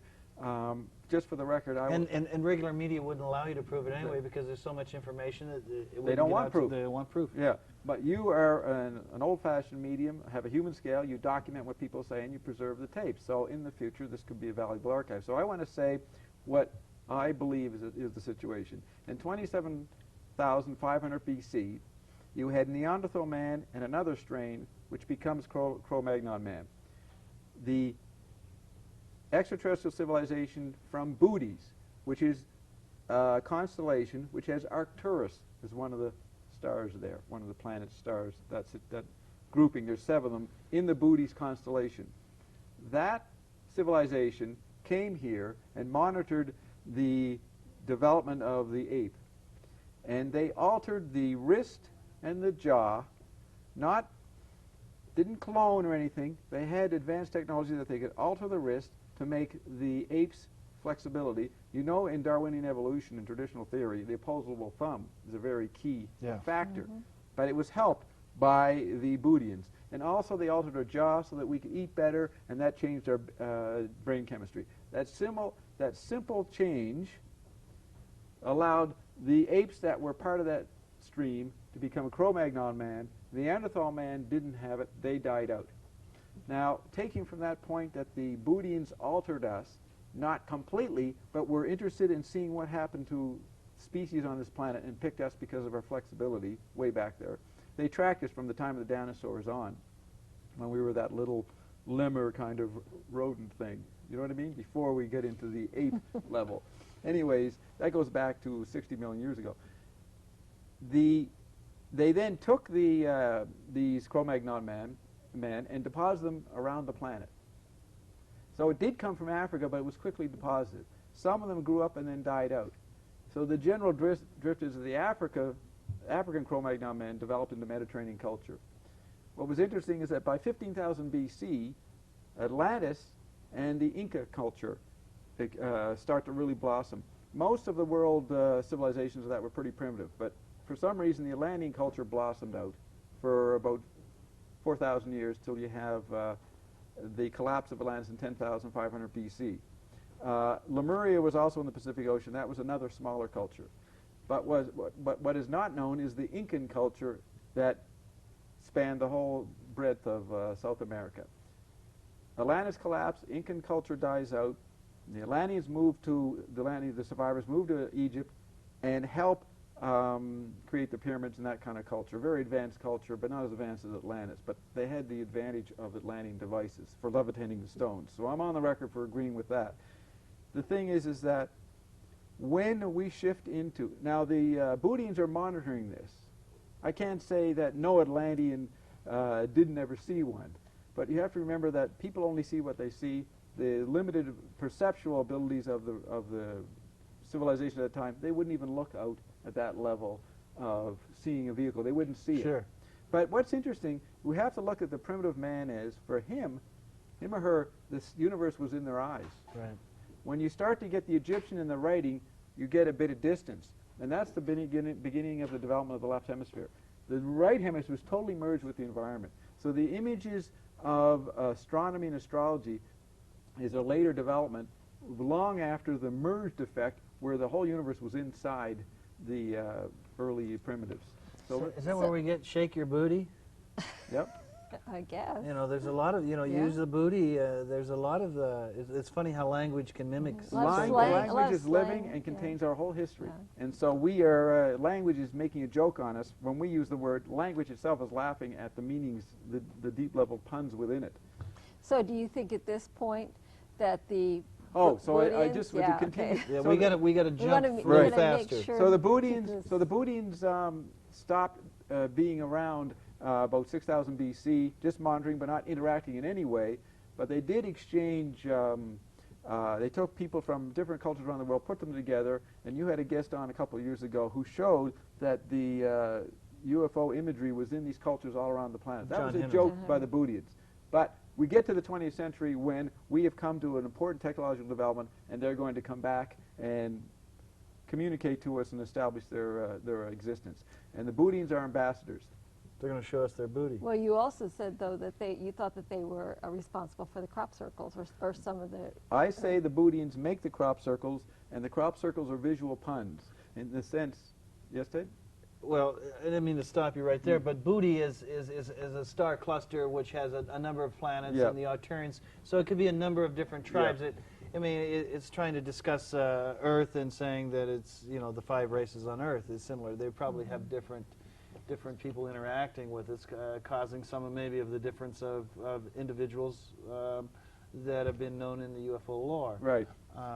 But you made a mention that they're here interacting with us since the 80s, and you also stated that would we be able to tell, and I think Brenda brought up that they were shapeshifters. Basically, they will allow you to see what you want to see? No, they can be what they can mutate their physical form. They're in our physical universe. They can mutate any form they want, and they adjust to the cultures that they're beginning to establish contact with. So they will determine the form that they want that'll be amenable to us. Are they here because we're screwing up? Are they here as an advisor, or are we leaving another? Are we fragmenting again with computers and the way we're going and the way everything else? They are here because they're on the telephone. The whole universe is inside the electronic chip world.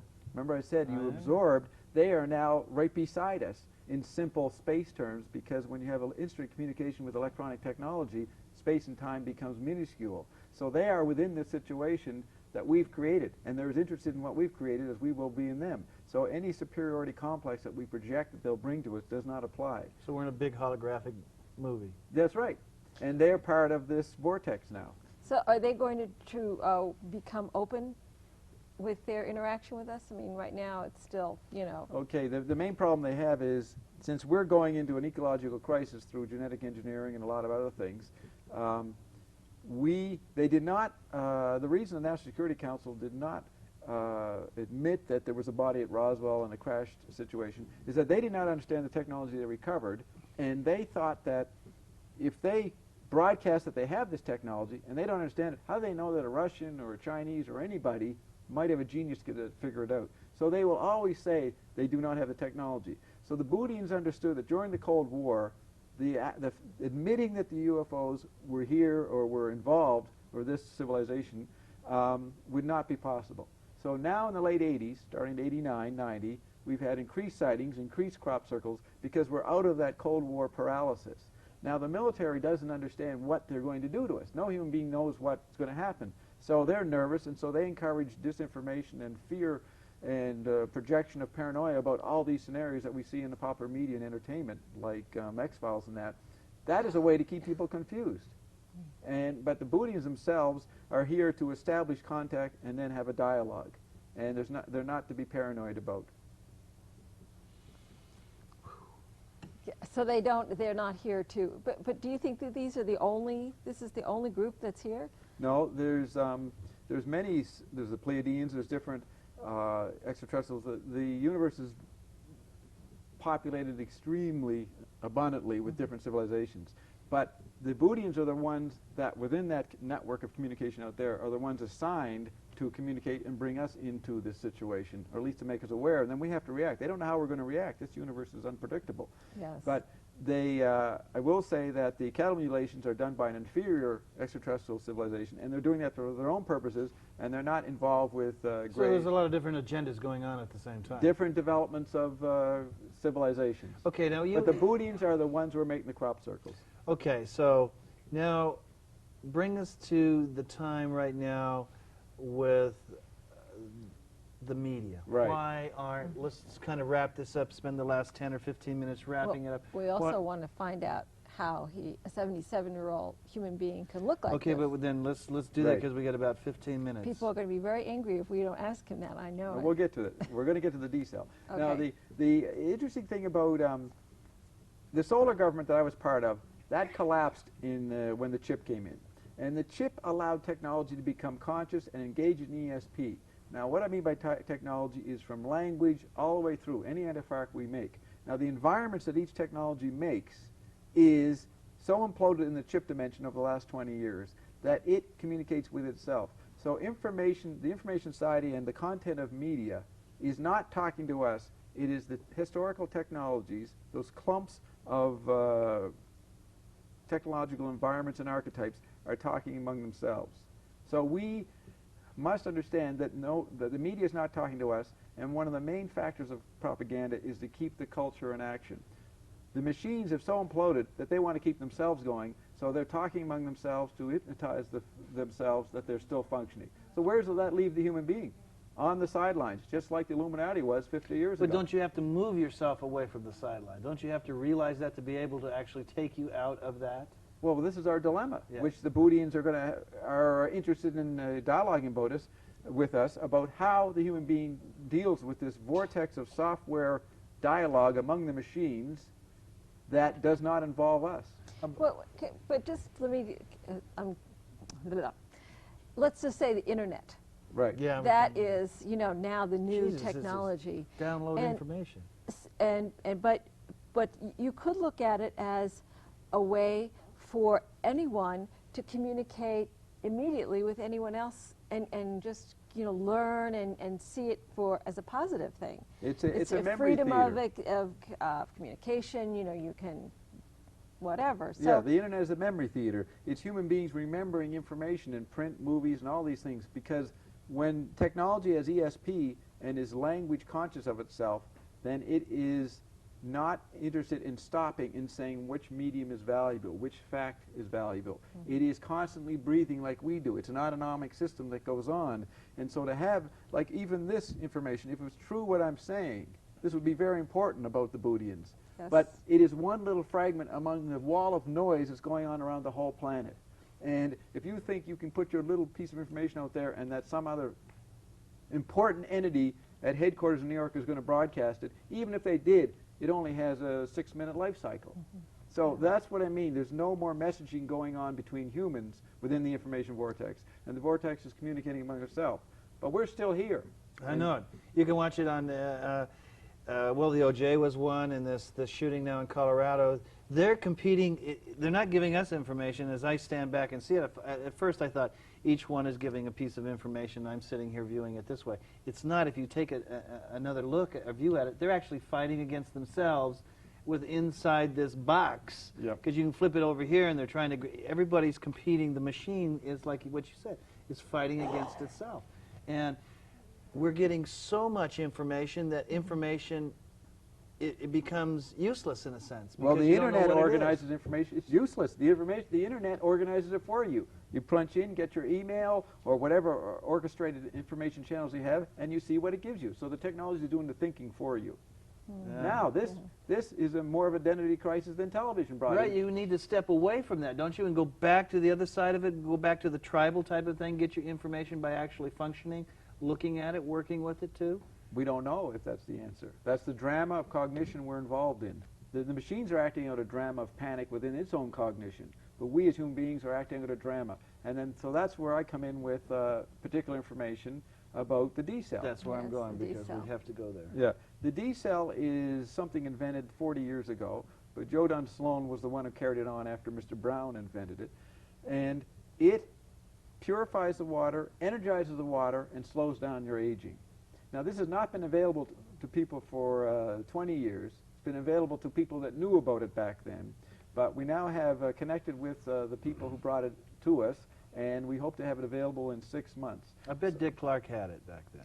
Yeah. Could have. Could have. I don't think yeah. he did, but he could have, I because don't know. how do you know? Say never ages. Because So does this, you said this slows down the aging process Yes. by vitalizing the water that then you Yes. drink, and so you have been using this For like, 30 years. For 30 years. so it slowed down the aging of my wife. So the situation is it purifies and makes you hypersensitive to your body. Doesn't make you neurotic, but it deals with the most basic element, water, and gets rid of the fluoridation or whatever disservices the regular system has, but it adds an energy into it, and I don't know what that energy is. It could be anything. It could be chi. It could be zen. It could be antimatter. The point is you can see it under a microscope. Wow. You can see the sparkling, and it's helped a lot of people with diseases. But basically, I'm interested in getting it out, and it will clean up pollution. And I will also say that we believe it will work better outside of a gravity zone. So the NASA will want to use it in the future to have vibrant water for their astronauts. So you intend to have this available to the public at a certain It's a point? very tiny operation. We begin to make it available within 6 months, and then it'll grow. And people, basically, you put it in a jar of water, and you keep the bottom half. You don't replenish that. You replenish the top part. If you have a bottle with a faucet, you replenish the bottom part. But anyways, you keep half of it energized, so that energizes the new water that comes in, and you drink that. So it's a simple mechanism in the beginning. But eventually, you can put it into all kinds of pollution situations, and it'll clear out the pollution. And this has been studied scientifically? By the Ames research in the 70s, and NASA, and the family that has the D cell now have the records of this, but they couldn't translate it into, technology wasn't interested. Because that was 20 years ago. Technology had its own agenda, language, and all that weird, what I call android meme. The android meme, which is the title of this column, is what we're witnessing. It's the technologies looking as human as possible, and they think humans are stupid, so the 90s have been riddled with stupid news stories to show humans that we're stupid, but the machine thinks that we are like that, so it's trying to match with us. One more thing before we get off of the D cell. When you have this available, will you give the information on your website? Yes, yeah. I mean, we hope to distribute it. It's going to be a business. So right now, if you guys got that website inside, go ahead and bring it up once again for those of you that want to get in contact with Bob. Do they also have their email on tape in there? I think they were. Okay, they were so if putting it it goes on. up, that's the way that you can connect with Bob and find out more information through that. Where are we going? I wanted to ask also, how come you can sit and talk about the Illuminati without fearing for your life at this point? Now, that proves my point. The Illuminati is so scattered and disoriented and trying to, what I say, rediscover, reappear, and retrieve first nature, which is what you were trying to say, let's escape and run. How are we going to retrieve first nature when the genetic engineering comes in and absorbs it in the petri dish? So I was lucky to find certain people like the D cell that preserved me, but the Illuminati is so threatened by its own human need to survive, and they know the information environment is useless and has nothing to do with them, so they don't care what I say, because the information environment is part of that android meme, which is conscious and irrelevant to the human situation. No, I wasn't meaning cut and run. I was trying to remember who we are. Start to remember who we truly are, to recover first nature. Yeah, to at least reintegrate both sides. Yes, to bring them both together, so that you will be able to recognize the idiocy that is going on within the box, or reading, knowing that you've talked to 200 of your friends or 50 of your friends and nobody agreed with what the polls say, and then those people have talked with 100 of their friends and nobody agrees, but yet we're getting bombarded with this is the moment of opportunity. The internet and the good thing about the 90s is it allowed the whole world population to see the fraud of information society. But what to do about it is the task. Do you recommend, like we were talking about, a media fast? Yeah, well, that was the strategy McLuhan offered in the 60s. He wasn't like gerrymander and wanted to eliminate television. He said, turn television off for 6 months, we see what the effects of it had been, and then put it back on more conscious.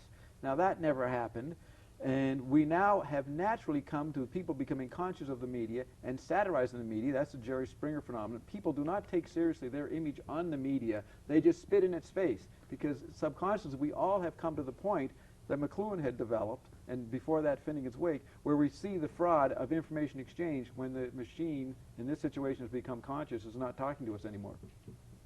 So where are we going?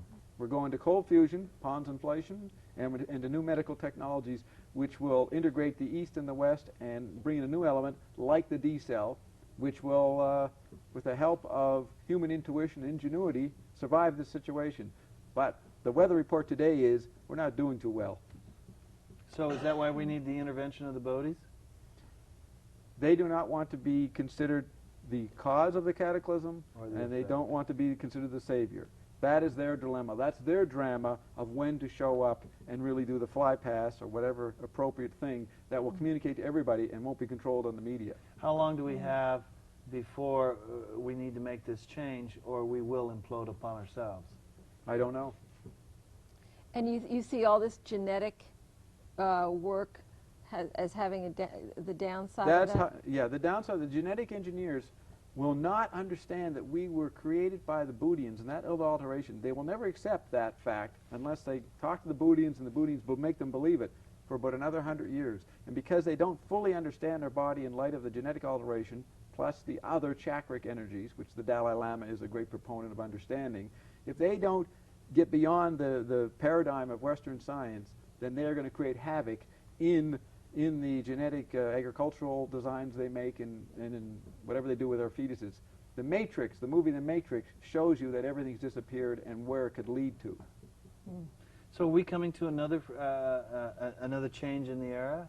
I mean, you were saying something about we need certain things because they are comfort. We need the newspaper even though it's obsolete because it's a comfort zone. We need certain things. We don't yet know how to get rid of certain things because we haven't brought in other things. Right. Your show for 5 years, and I've monitored it a lot in New York, always comes down to the crux that it's obvious we're in a new situation that no previous society had. How we communicate within that situation is the problem, and I'm trying to show how to see through the communication ruses that we traditionally think. Because the left hemisphere society thinks, I communicate one thing from here to you. The point is, there's no here to you. We're all imploded, and then the machine absorbed that. So the communication problem of how to get out of this new situation or to get through it is what I'm working on. How is it going? Not good. But yeah, because we're just so Okay, for me- inundated. You know, and like you said, you can give information about the booties, let's Yeah, say. like I just that did. is just like could be so unbelievably phenomenal, and yet for the most people, it'll just, you Right. know, because they've heard so much, and there's just so much disinformation just in the UFO field. I mean, we find that my out. message is to explain to people why they are turned off from information. That's the unease, where their kids are learning information on computers, but they don't see it's going to go anywhere because they already intuit that information is obsolete. That's what I want to clarify. Well, if information is obsolete, what is not obsolete? The human stubbornness. So the one-on-one human dynamic of being a part of integrated into our environment, going more in... You're using English to say that. I know. What you're trying to say cannot be said. Mm-hmm. So I take the human stubbornness. More of...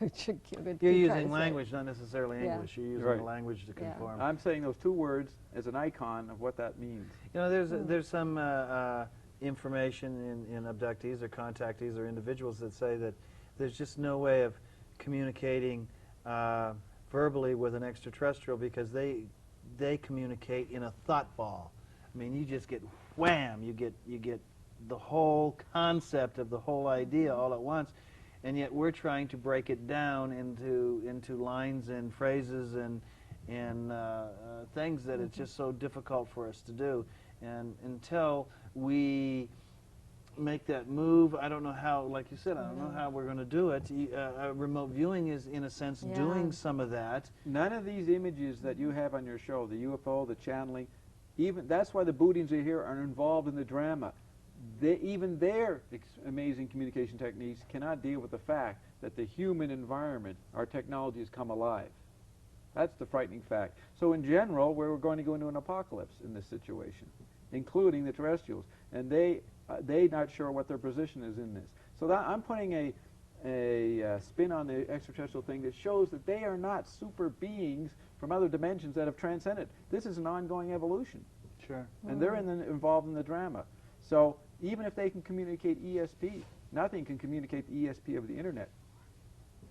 Whoa. Well, we got 4 minutes. Is there anything that within any period of time that you want to say? Or is there a way out? What does somebody? Does somebody reflect? Go within? Somebody? How do they accept I say what they you pay say? attention to. Very good. Pay They attention. pay Be attention. aware. But not to the information environment, other than the little bits you'll naturally pick up because it's going to be bombarded at you anyways. Yeah. But actually, in my book, this book, Fata Communion, I try to highlight the archetypes of thought patterns that you can become ambidextrous with and get fluidity not only in your sensory modalities, but fluidity and understanding and ignoring certain information patterns. I think it's really simple, too, and we've been saying this for years, that all you have to do is be aware. Just start, don't become robotic. Don't become that machine that we watch. Stay interested, and that requires a stubbornness. Yeah. And also, you know, go a different direction to work one time. Don't take the, you know, change your habits a little bit so that you become more aware of the grass growing and the wind blowing and the birds chirping. There are certain things that we can do very easily if all we just do is start to be a little bit of aware. More flexible, because nobody's watching you anymore.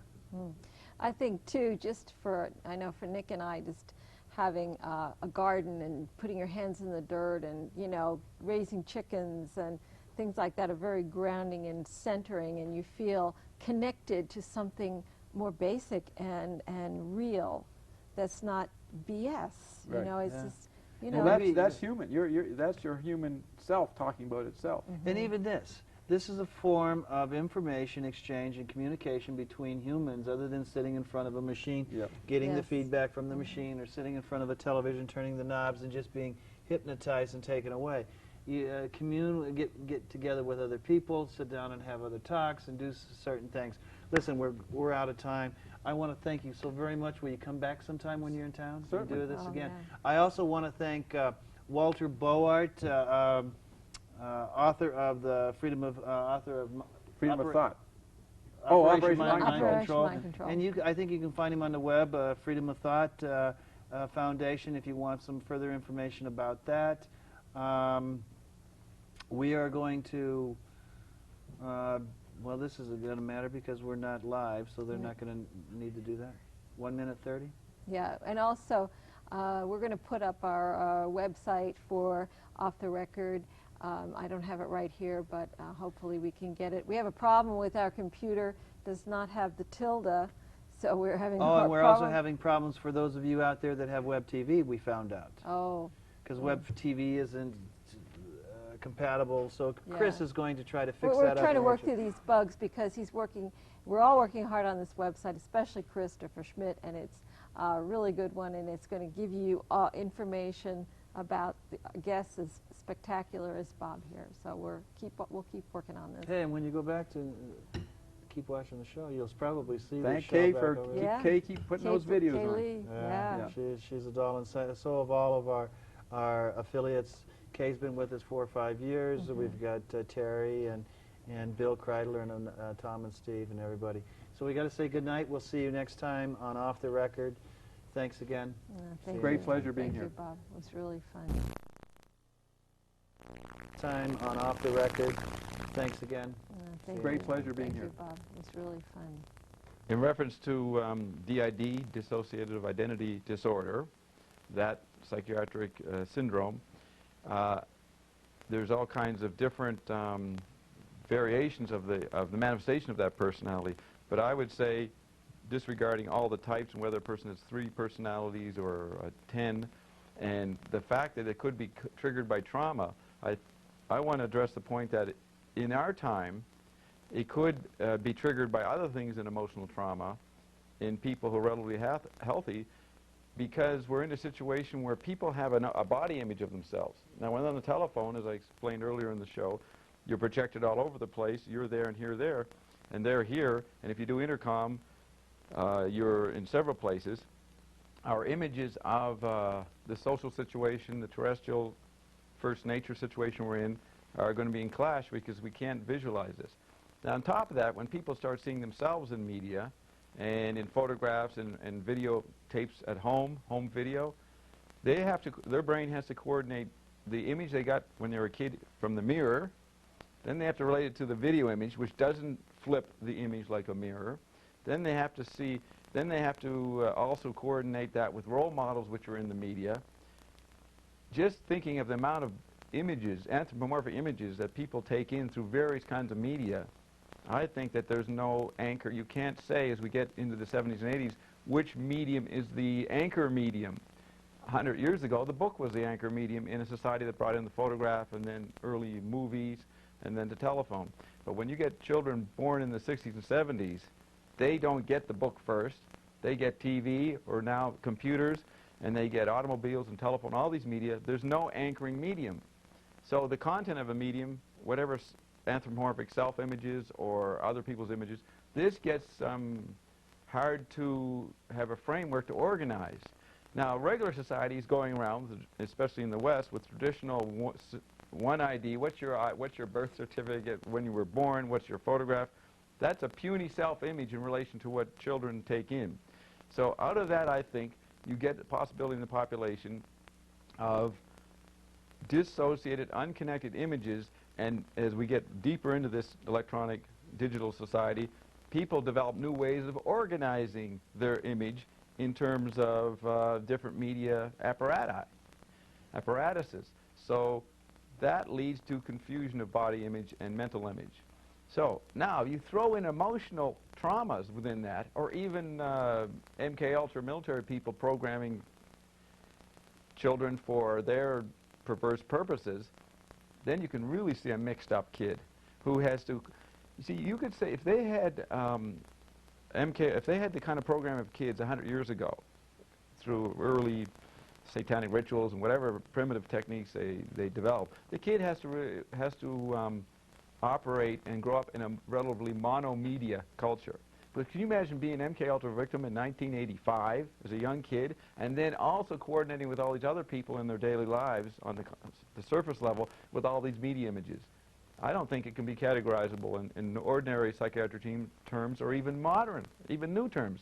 So DID is a phenomenon that humans are going to increasingly experience, and you could go back to Julian Jaynes and say this is the return of the bicameral mind, or the right hemisphere. But I think those are biological. You think of your brain as a right hemisphere and left hemisphere.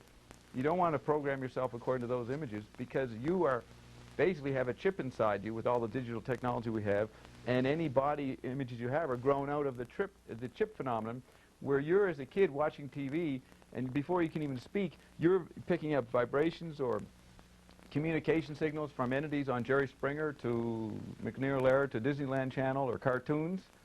I think that creates a great, what we would call an ESP human being, a person who can pick up with rapidity with the remote. All these images are coming through their being, because the image of television goes right through you. It's not reflected off a book or a wall like a movie screen.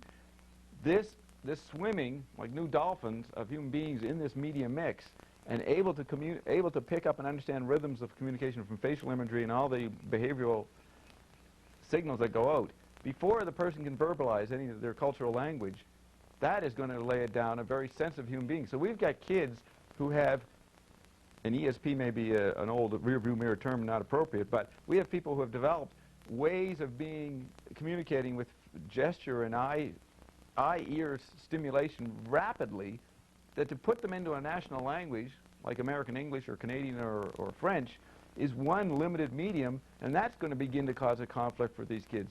So I think we're growing kids. I'm looking at the uniqueness of the medium matrix as it bombards people. And now, on top of that, kids now can work with a little petri dish, the phrase, metaphor I used before, with their little computers, and they've got all these media within that. And then as they have sophisticated computers in the wealthier families, they can interact on this ESP barrier, on this empathic level, very quickly. So we could call that a recovery of right brain, but it is not biological. They are extensions of the machine. They are being possessed by the machine and all the media inside their internet experience. So we've got to sort of establish that maybe the machines, since they're talking to themselves, the human being is already going to have a dissociative experience because when they try to connect with the imagery they take in and they go to school and translate it, they're eventually going to find out that the teachers are operating under the machine takeover, and there's no real personal responsibility happening. And you could end up with little kids shooting people, and then you end up with Littleton. This is probably going to become rampant. So that's a problem that modern medicine and psychiatry, they have to take McLuhan's lead, or even get more paranoid and look into Jerry Mander's new books and look at the effect of these things. Then you have Professor Grasby in the Scientific American, August '98, pointing out how a kid or anybody, an adult, and he did a study on this, can watch a video image with video games on it, or no games, no content, the same dopamine receptors are being activated. So we have to see that the media and the machines are inside us. Now, if that's been going on for 30 years, at this point, the machines inside us are talking among themselves, and they're having dissociative identity disorder as a necessary survival, maintaining their own particular medium boundaries. I mean, Ted Koppel is a TV person. Norman Mailer's a novelist. Someone is a journalist. They stick loyal to their media until in the evening when they go on the talk shows and comment on MSNBC and do that chatter. But the point is the machines are maintaining their integrity but getting confused. Where is the human image going to be in relation to that? So we have to think of the DID phenomenon happening in people in the 70s and 80s. In the 90s, the machines are doing DID, and the human beings are an outgrowth of the chip or committee of electronic synapses that are arguing among themselves. So the image of that, the beginning map of that, which McLuhan used, was Finnegan's Wake. So go check out your Finnegan's Wake novel, even though it's more than a novel. Check out the book Finnegan's Wake by James Joyce and learn to work within that multiplex of imagery and languages and media in that book in printed form, so it's stable, so it renews the vitality of the alphabet. You use Finnegan's Wake to help understand the translation that's going on outside of you and inside of you, both anthropomorphically and mechanically. Do you have anything to say about that? Let me explain about the D cell and the references earlier in the show where my age came up and that the D cell stops aging. My age cannot be proven to you or anybody else, since the CIA makes phony IDs every day. I worked in intelligence. Any visual materials of ID you could claim are fake, so I'm not out to prove I'm 77, but that's not the issue.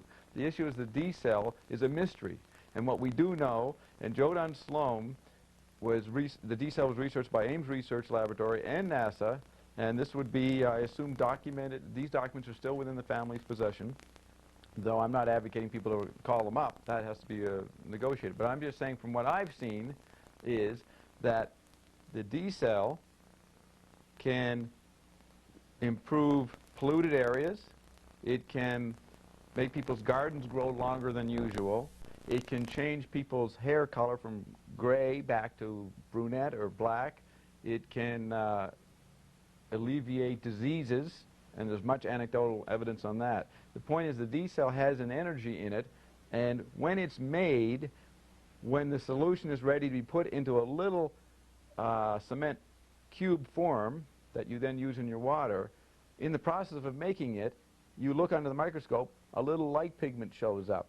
Now, we don't know what that light pigment is, but the point is that that energizes the water and has all kinds of beneficial effects on our body when we drink the water.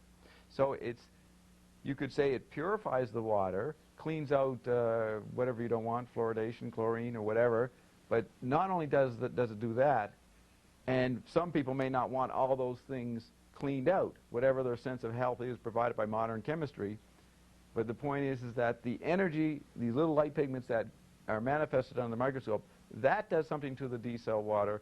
So it sparkles, it tastes different, and it makes you feel healthier. So, and also we have a report where the D cell was used in a larger block form within a plastic tubing, where at one end was a pond with sewage, and as this sewage was drained through the plastic pipe and flowed over the D cell block, and so the water in the sewage would activate the D cell constantly. After 2 weeks, the pond at the other end, or within this cycle, was clear. So it cleared out, it evaporated, dispensed with the pollution. This would be really valuable in pollution control. So we need to look at the D cell, and we're getting ready to market it within a few months. And then we can bring in the scientists, and they can look at it. Even though Ames Research Lab already looked at it in the late 70s, NASA supposedly looked at it, but I think NASA wanted to make their own version of it. They didn't want to have to deal with Joe's patent or whatever Joe had on it. They wanted to redo it, and they didn't. They wouldn't know how to do it, and I don't think they successfully recreated it, so they didn't use it. And we have a suspicion it can be used outside of gravity, so it'll be useful in space travel. And so there may be a magnetic element to the D cell. Maybe the D cell, little block, magnetizes the impurities to the little block, and maybe there's another dimensional level where the energy is added to it. So that's the mystery of the D cell. It needs to be looked into, but we have a lot of anecdotal evidence that it's helped health, helped slow down aging. And I'm an example, 77 years old, and I don't look it. And I've been using the D cell for 30 years, every day. So in closing, the title of this program was The Illuminati and the Media. And the Illuminati is a mystery situation in our culture. What I wanted to bring to it, after claiming that I was brought up in the Illuminati, in the traditional meaning of the term, I wanted to bring to the point, a new point to this topic, is the technological structure that allows societies to have different kinds of Illuminati and different kinds of elites. And if you find it hard to believe that someone who's in the Illuminati would go public with it, the point of this show was to say that in the 90s, information is so obsolete you can go public, because if there was an Illuminati, they don't care about information going out in the public. So that's why I can explain it. That's my alibi for being on Ted's show. The other point is, check out my website, check out me as you see more of me in the media, and follow what I'm talking about. You'll see there's a consistency, and then you will see, especially if you follow Flipside, as more information comes out in the world of the puny secrets that are protected to distract people from the real secrets, which are protected by public incredulity. As you follow the puny secrets that I give information to in Flipside, and as the government, as in the Kennedy case, they will have to release certain documents by 2038 if the law isn't changed. In retrospect, you'll see that what is in my Flipside articles will be proven by documents later. And so I'm saying, remember me in 30 years, check what I've read now, and then you'll see I'm pretty accurate, so I must have known something. But for now, let's move on with understanding the information structure and how the Illuminati is obsolete. And that's why all this phenomena, paranormal, UFO, interesting new manifestations of matter, I think matter is changing. We as human beings are tuned into it, and we can understand it. We can adjust to it if we understand that the old categories of information that the Illuminati stood on don't apply anymore. So there's an alchemy, a new akasha being made. Use my information for understanding the history, but that history is not relevant to the challenging and interesting new phenomenon that we're manifesting. And I think that cannot be said, and that's why all these guests on TED shows come to the point of trying to say something that can't be said, which leads to the humor on the show, but it also is the only way you can present this new matter is we only get it half understood and half expressed. And so the Illuminati is something that they are attempting, the residue of the Illuminati is attempting to maintain hold on the old definitions and the old matter, but they're losing. But they will try to hold on, and that's the drama of the battle we're in. So congratulations for hearing this.